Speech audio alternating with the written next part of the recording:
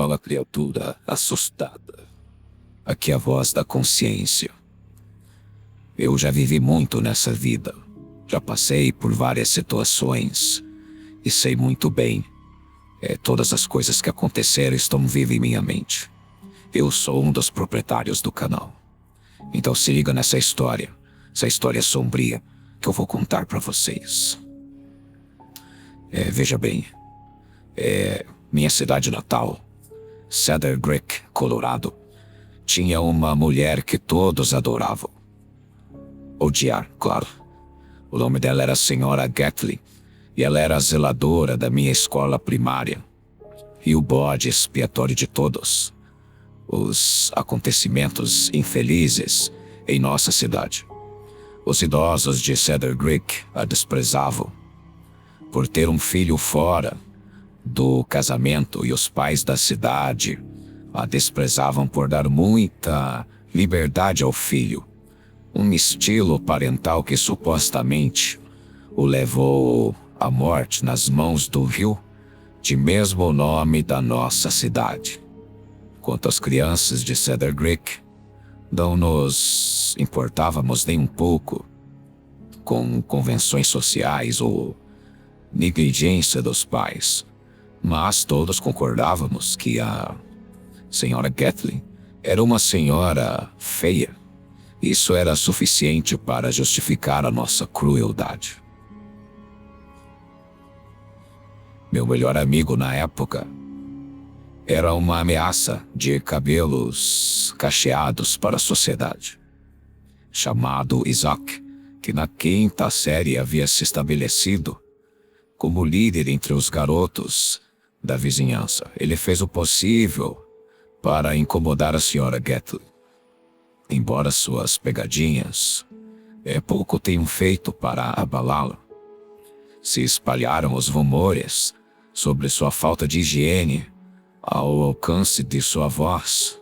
A Senhora Gatlin nem pestanejou. Se lançássemos insetos dentro de seu armário de zeladoria, ela os varreria calmamente para fora. Se enfiássemos comida estragada dentro do armário, ela o limparia silenciosamente e sem reclamar.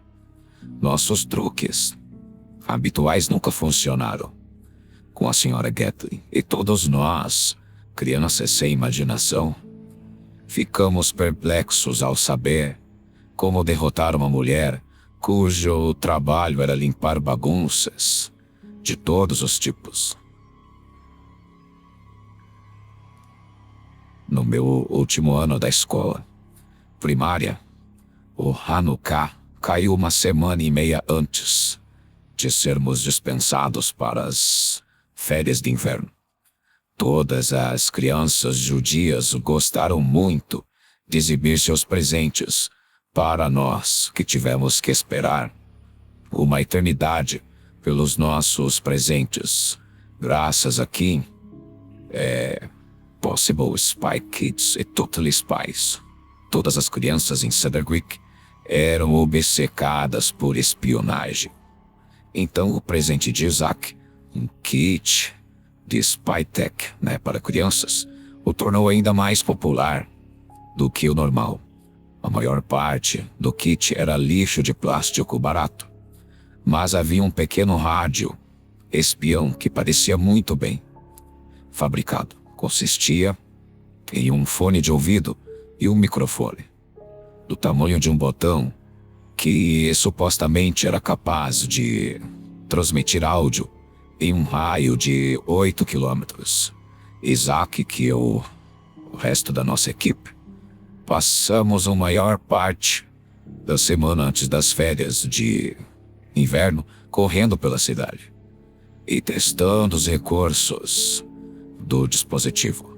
A qualidade do áudio era surpreendentemente boa, embora o fone de ouvido e o microfone só pudessem ser separados por cerca de 3 milhas antes que os sons ficassem distorcidos demais para serem compreendidos. Foi um conceito novo por alguns dias, mas depois de um tempo Ficamos entediados de brincar de walkie-talkie. Isaac queria usá-lo para o propósito pretendido, vigilância, e tinha o alvo perfeito em mente. Quem? Quem que vocês acham? O último dia antes das férias de inverno, Isaac e eu colocamos o dispositivo do tamanho de um botão na parte de trás de um broche antigo que encontramos na caixa de joias da sua irmã. Cobrimos com uma tira de veludo e depois colocamos o alfinete e prendemos. E quando terminamos, não dava para perceber que havia algo de errado. Colocamos em uma caixinha branca que colocamos na minha mochila, para depois decidirmos que eu deveria entregá-lo, dada a reputação de Isaac como brincalhão. Depois da escola, encontrei a senhora Gatlin na sala de descanso dos funcionários.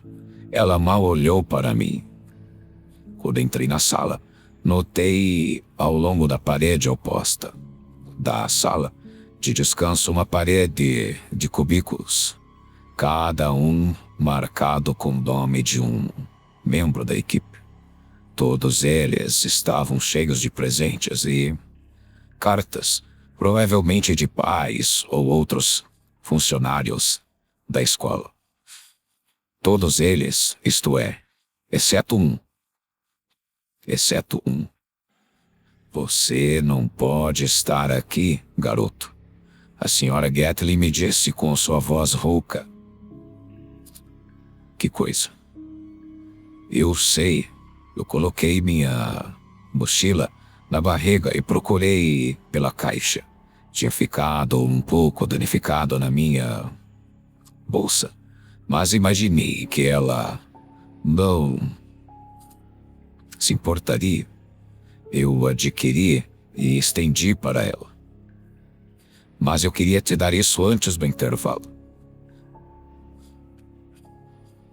Ela parou de fazer as malas e se virou totalmente para mim. Por um longo momento ela ficou ali parada, olhando, desconfiada para a caixa. Colocando a bolsa no chão, ela deu alguns passos à frente e pegou a caixa da minha mão. Ela fez um leve barulho e depois abriu lentamente. Quando viu o broche, tirou cuidadosamente da caixa e girou na mão. Então, ela parou novamente, olhando entre as esmeraldas falsa e brilhante, e eu. Não é novo, desculpe. Costumava ser da minha mãe. Eu disse a ela saindo do roteiro que Isaac e eu tínhamos concebido para adicionar mais autenticidade à transferência. Ela não usa mais, mas achei que você poderia gostar. Senhora Gatlin continuou olhando. Para mim, sua expressão ilegível. Eu meio que esperava que ela jogasse na lata de lixo no canto da sala. Mas, para meu alívio, ela me deu um único aceno de cabeça. Obrigado, ela disse. E prendeu o broche em seu cardigan com cuidado, como se fosse uma joia preciosa, e não um pedaço barato de plástico. Dei-lhe um sorriso que ela não retribuiu. Então ela me enxotou. Isso que aconteceu. Isaac estava me esperando na floresta fora da escola. Eu mostrei-lhe um sinal de positivo e ele deu 2 tapas nas minhas costas. Aqueles tapinhas de parabéns. Ele tirou o fone de ouvido da mochila e segurou entre nós. Coloquei meu ouvido próximo ao alto-falante e fiquei encantado ao ouvir o movimento. O som estava um pouco mais abafado, agora pelo forro de veludo, mas a qualidade do áudio ainda era muito boa. Ouvimos o som da neve sendo esmagada sob os pés da senhora Gatley, enquanto ela caminhava pela floresta para casa. Ouvimos alegremente por alguns minutos e depois corremos de volta para minha casa para comemorar nosso sucesso com chocolate quente. Como tínhamos a capacidade de atenção de 2 meninos de 10 anos, esquecemos do nosso triunfo até poucos minutos antes da mãe de Isaac vir buscá-lo. Quando me lembrei, tirei o fone de ouvido, que tínhamos decidido que ficaria na minha casa, já que era mais perto da senhora Gatley. Eu escutei. Mais do que no ano passado, mas não tanto quanto no ano retrasado. O que você acha disso? Você gosta? Você consegue sentir? Entendo. Eu pessoalmente adoro desde que era uma garotinha. Caí tão lindamente. O que diabos ela está dizendo? Isaac me perguntou. Como se eu tivesse alguma ideia. A melhor pergunta, pelo menos da minha cabeça, era com quem diabos ela estava falando. Ela não tinha filhos ou marido e não tinha amigos. Pelo que eu sabia, ela não tinha nem marido e nem amigos. Não sei, eu disse. Ela está falando sobre neve, eu acho. Embora a pergunta, você consegue sentir isso? Parecia uma coisa estranha para perguntar a alguém. Ficamos ali ouvindo ela falar por 5 minutos seguidos. Eu nunca tinha ouvido a senhora Gatley falar tanto em minha vida. Apesar de tê-la visto quase todos os dias, desde que tinha apenas 5 anos de idade. Olhando para trás, não tenho certeza do que esperávamos, mas certamente não foi um monólogo dessa extensão. Aguçamos os ouvidos para ouvir outra voz, mas não ouvimos nada. Talvez ela seja esquizofrênica, Isaac se perguntou. Eu não tinha ideia do que era isso, mas confiava em sua autoridade. A mãe dele apareceu para levá-lo para a casa e desliguei o alto-falante para não levá-lo para fora. Depois disso, de vez em quando, eu ligava o alto-falante e ouvia. Parecia que não importava a hora, fosse de manhã cedo ou tarde de noite, a senhora Gatley estava sempre falando. Ela falou sobre todos os tipos de coisas, desde roupas, ações do clima, a política. Às vezes ela orava, falando tão rápida e baixinho, que eu só conseguia entender uma em cada 5 palavras. Ela pedia desculpas com frequência e falava constantemente de uma promessa. Às vezes, quando ligava o alto-falante, tudo o que eu ouvia eram soluços.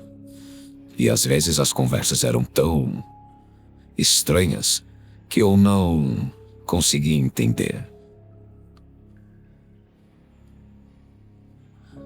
Uma jovem sorriu para mim. Hoje no mercado. Isso não é coisa mais fofa? Eu senti como se já fizesse muito tempo que alguém sorria assim para mim. Sim, eu sei que ela estava apenas fazendo o seu trabalho. Provavelmente não, nem sei meu nome. Oh, como isso tem sido difícil. Como é solitário. Mas estou muito perto da linha de chegada. Não vou quebrar minha promessa. Agora, não vou quebrar. Poucos dias antes de voltarmos para a escola, Isaac e eu fomos até a casa dela. na tentativa de descobrir com quem ela estava falando.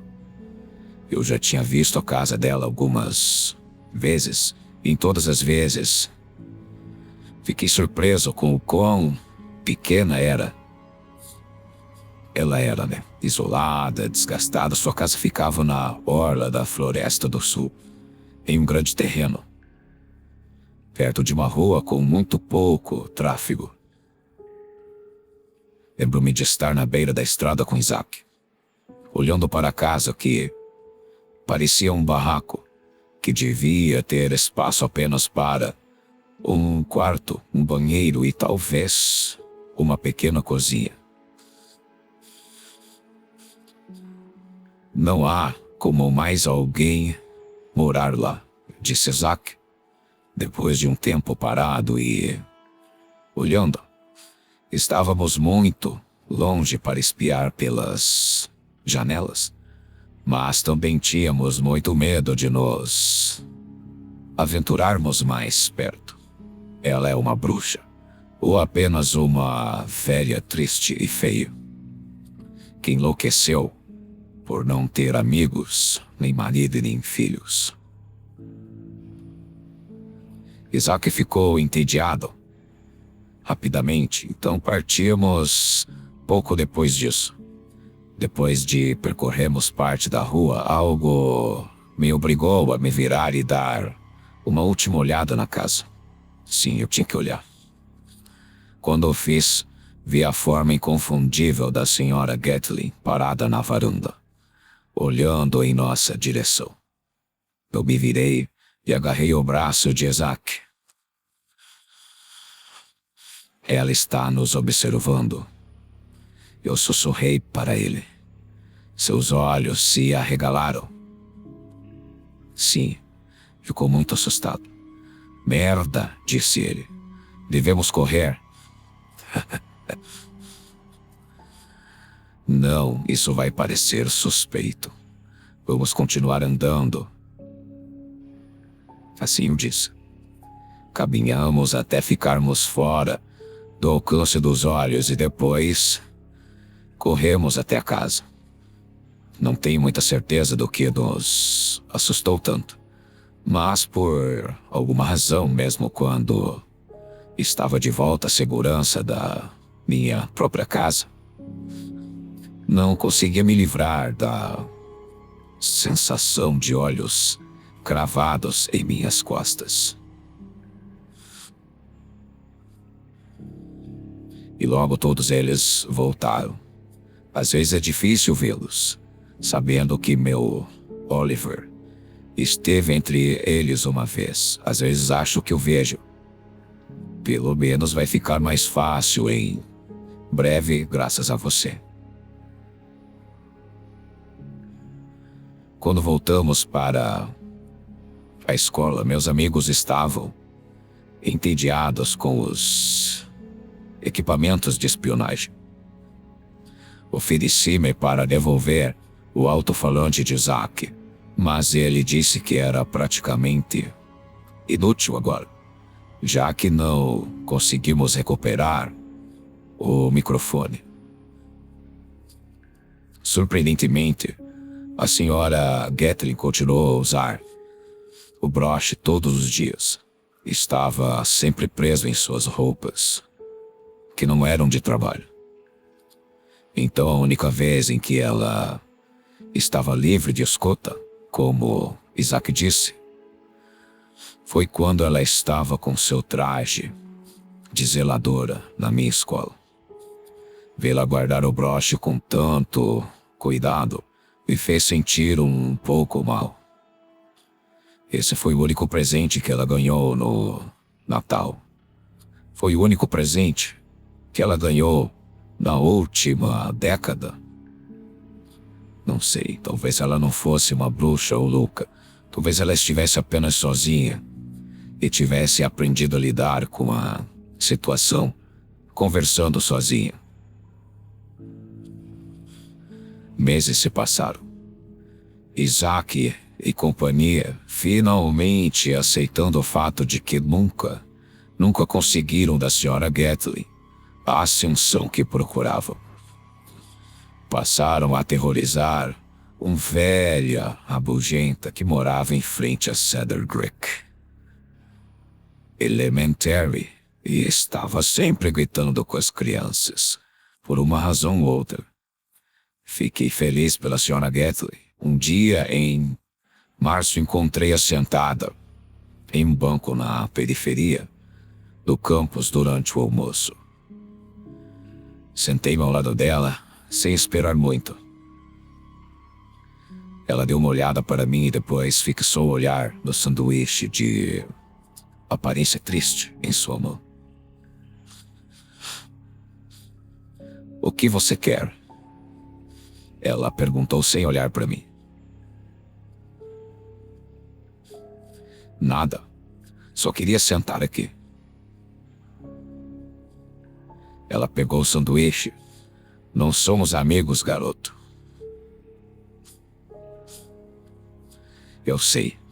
Você não tem amigos." Assim eu respondi. "Isso mesmo," ela concordou. "Mas talvez um dia," eu disse. E para minha surpresa, ela riu. Eu nem percebi que ela era capaz de rir. Ela olhou para mim corretamente pela primeira vez em nossa breve conversa e percebi que ela estava sorrindo. Era um sorriso pouco praticado, mas genuíno. "Sim," ela disse. "Talvez um dia." Talvez um dia. Sra. Gatley fez as malas e voltou para o prédio da escola. Depois disso, ela deixou um saco de mini Oreos no banco ao meu lado, com as bolachinhas. Acho que ela fez isso de propósito. Acostumei-me a ver como ela estava de vez em quando, ouvindo suas conversas consigo mesmo. Às vezes, quase parecia que ela estava falando comigo, olhando para trás agora. Percebo como eu era um pequeno vilão e que imensa invasão de privacidade estava cometendo, contra a Sra. Gatley. Eu gostaria de poder voltar atrás agora, especialmente considerando que o que aconteceu a seguir. Aconteceu algo a seguir, hein? Sexta-feira, 17 de maio, marcou o aniversário de 10 anos da morte de Oliver Gatley. Fiquei de olho na Sra. Gatley durante todo o dia, mas ela não parecia mais desanimada do que o normal. Talvez as coisas finalmente estivessem melhorando para ela. De qualquer forma, embora eu não a verificasse há algum tempo, decidi naquela noite ver como ela estava. Meus pais saíram no fim de semana e eu só podia ficar em casa sozinha. Se ficasse dentro da casa o tempo todo, então não tinha nada melhor para fazer.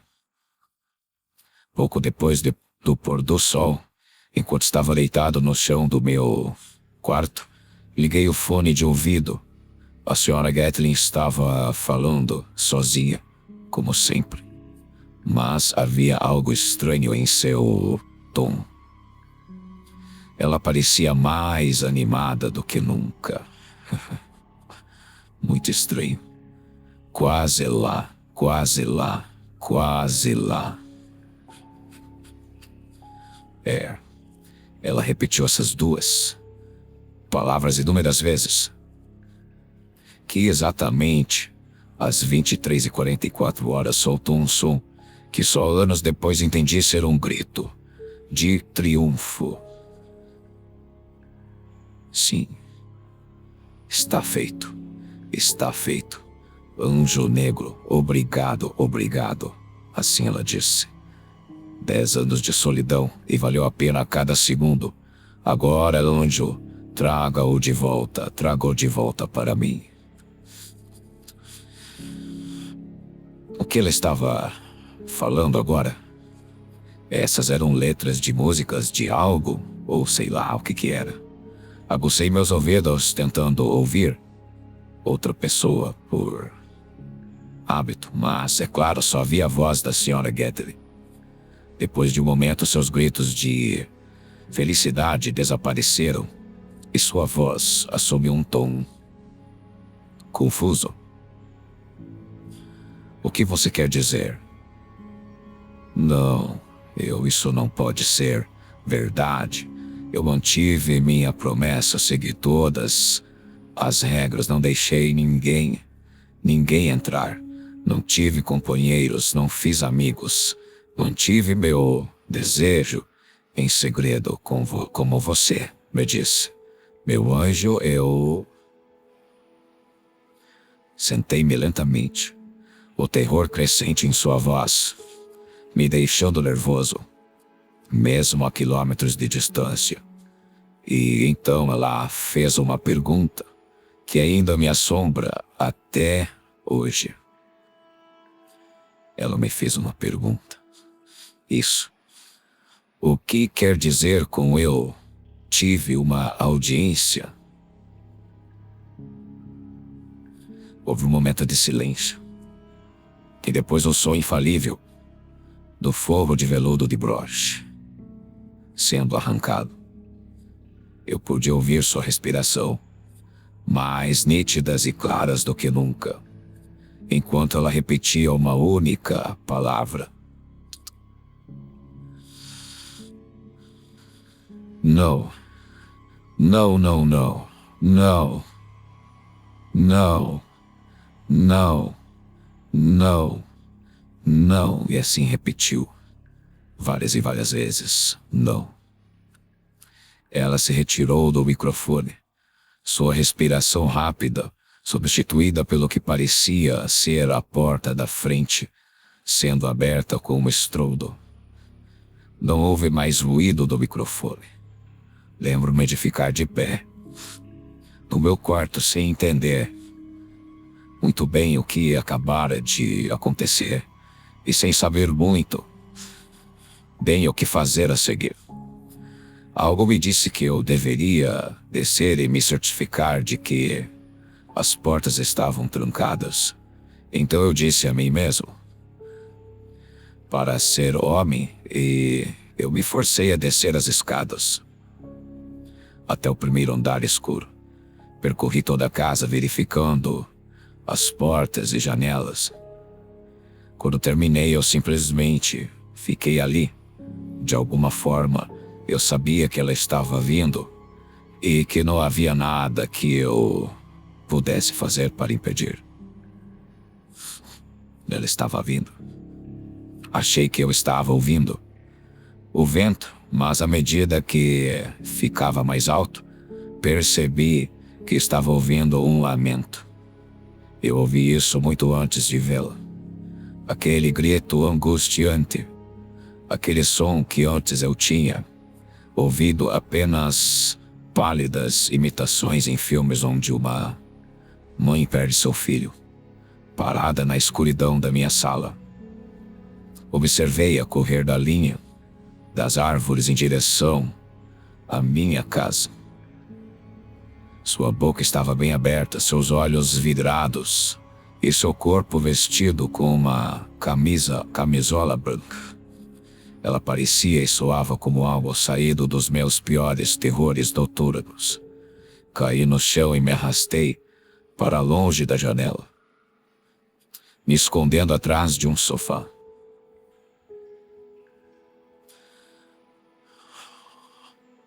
Por que?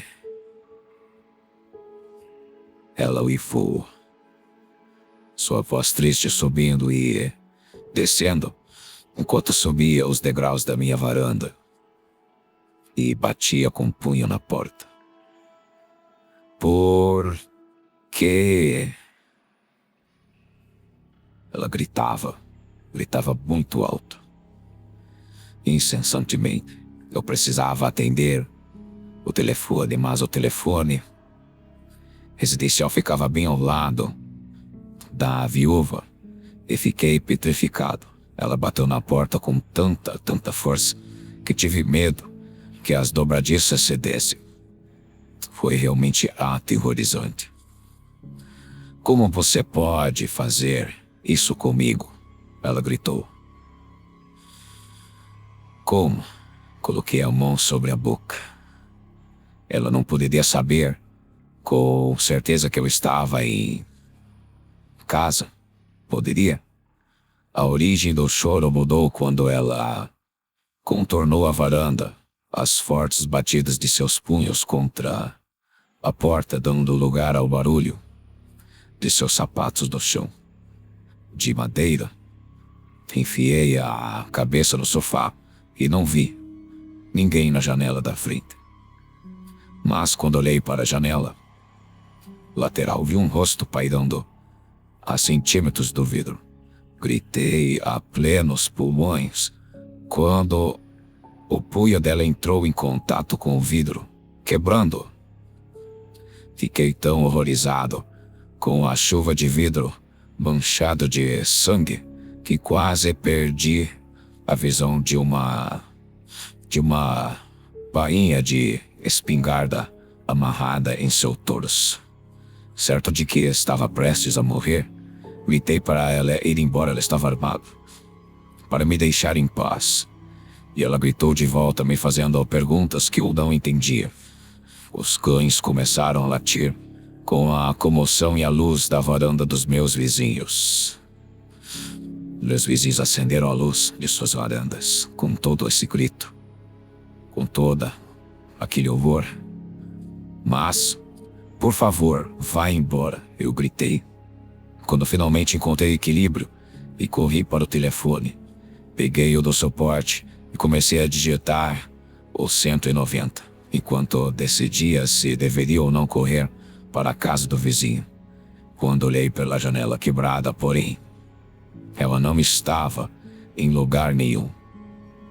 O lamento havia cessado, ficando cada vez mais fraco, até que eu não conseguia mais ouvi-la. Fiquei ali em silêncio, até que o som desapareceu completamente. Minha mão tremendo, ela se foi.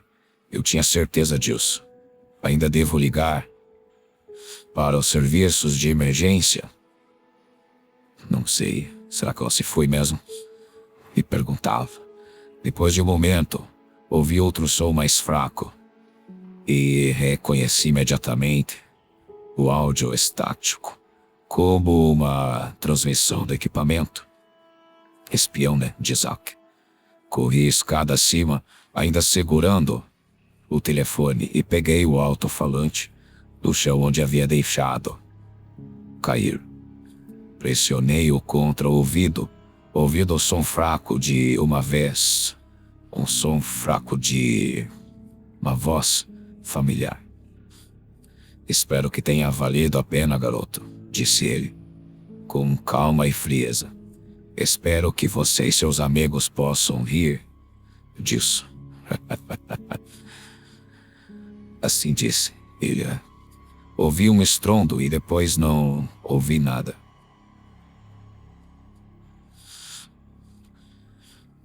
Demorou 2 semanas. Exatamente 2 semanas para a polícia encontrar seu corpo. Seu local de descanso final foi nas profundezas da floresta, sob uma espessa mortalha de zimbros, não muito longe das margens de Cedar Creek. Como seu rosto estava mutilado e irreconhecível, seu corpo foi identificado pela espingarda que estava ao seu lado. Dizem que, embora ela estivesse coberta de sangue, suficiente para atrair todos os tipos de animais num raio de 5 quilômetros, seu cadáver não foi tocado pelas feras. Até os insetos pareciam hesitantes em se alimentar dela, e os fungos demoravam a crescer em seu corpo, como se até as criaturas mais humildes temessem a contaminação pela mulher solitária na floresta. Eles não encontraram um broche com ela, nenhum broche.